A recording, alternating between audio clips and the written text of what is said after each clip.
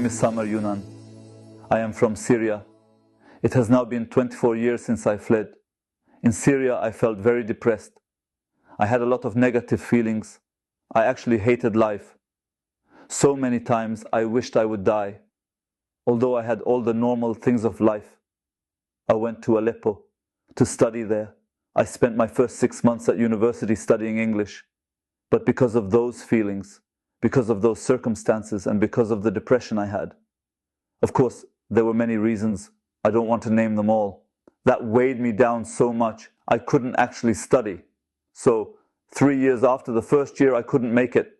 At one point, I had to go to military service. I received a message. I thought, if I go to military service, it is mandatory for 2.5 years, then I will surely die. So I have to get out of here. Then I arranged the papers and I got a visa to Hungary. In Hungary, I bought a fake passport to go to Germany. My uncle lives there, or my uncle's 2 uncles. And I thought, finally, I'm going to a country that has respect for the people, for freedom, for democracy. That you can just be who you are, think how you want, can say whatever you want. But unfortunately, that dream did not work out. Or maybe I should say, thank God it didn't work out. Because I went on the bus with that fake passport and I got caught Munich. And there I was, put in prison for 1 month. And I thought, hang in there, it's only temporary. And then you will achieve that life that you want, where you fled for. And after a month, I was sent back to Austria because I fled via Austria to Germany.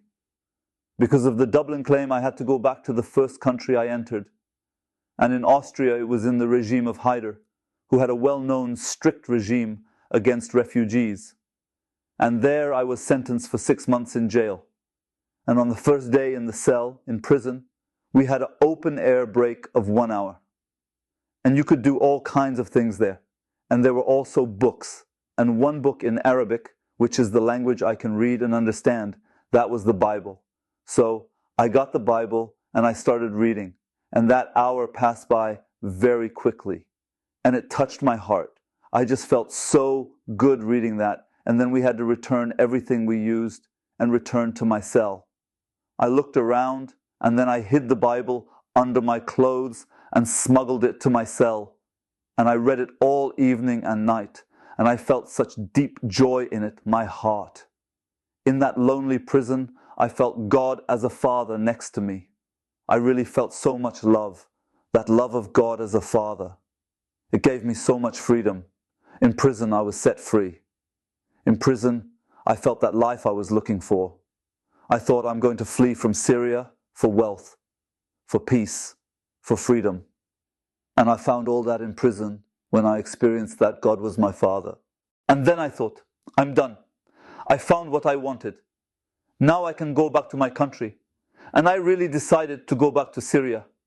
I had everything false. So, a false passport, a false name, a false nationality. I said I'm Iraqi. And the next day, the guard came and called my name. I said, that's not my name. My name is different, and I'm not from Iraq at all, and I'm going back to my country. He was very surprised, but he said, okay, now it's 8:30, but at 9 o'clock, the person who is responsible for that will come. Then you can tell him everything, but now you have to go for a checkup at the doctor. Then 4 guards took me in a car to a hospital nearby. That was in Salzburg, and there I was in the waiting room. For a moment, and then no one else was there. So I went to the doctor. There were 2 doctors. And after some checking, after 10 minutes, I was allowed to go to the waiting room, to the guards. But there was no one there. The 4 guards who sat 2 on my left side and 2 on my right side in the waiting room were gone. And I went looking for them outside to their car, but that car was also gone. So basically, I was free the next day, even though I was convicted for 6 months. That felt in my heart like a message from God, saying, I can set you physically free, but I want your heart. I want to set you free spiritually. So apparently, I needed that. I was just stubborn. So all the doors had to close so that I couldn't leave. that I had to direct my heart upwards.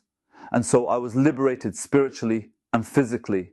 And actually, immediately when I was freed, the first person I met, I told them about Jesus. My uncle arranged for me to go to him with a car to Germany, and then from Germany to the Netherlands. And after 3 months, I went to the first church in the Netherlands, and they were very active among asylum seekers, so I went along evangelize. And after a year and a half, I was sent back to Austria because of the Dublin claim. That's a long story, I'll keep it short. Then my wife came to Austria. She wasn't my wife then. Then we got married. That was 22 years ago, 23 years ago now. And after 2.5 years, I came to the Netherlands to my wife. And actually, since then, also in Austria, 2.5 years. Those years were really necessary.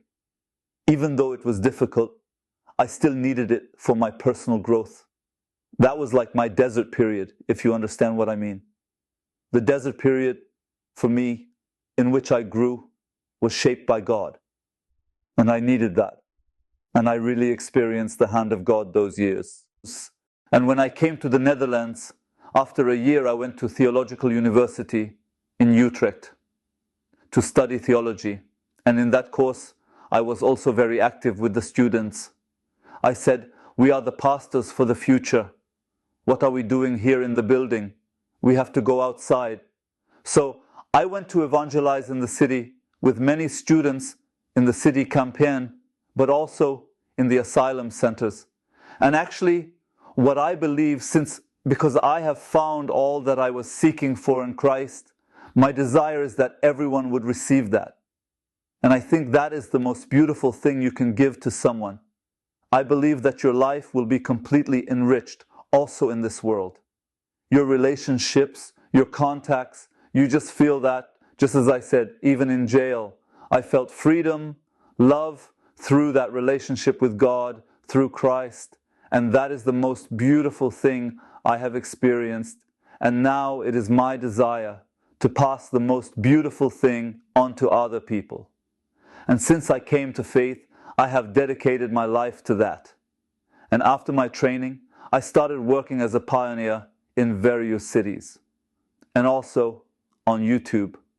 So I just try everything I can with all that I have to share the gospel of Christ, the good news of salvation that people need, to pass that on. And I'm so grateful for so many people helping.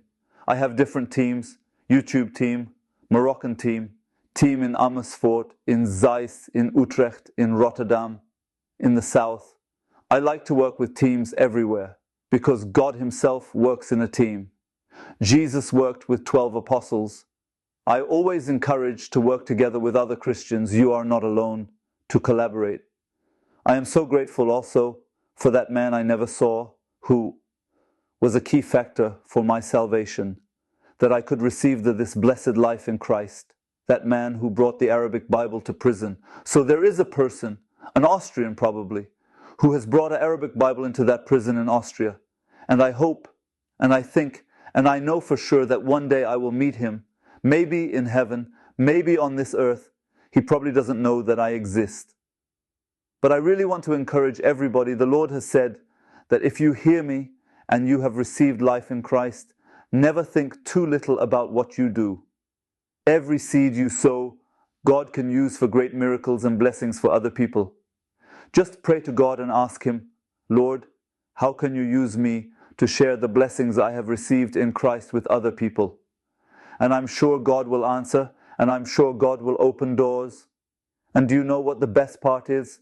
I am of Catholic descent myself, and in Syria, I don't know if you know, but there is a lot of hatred between Muslims and Christians.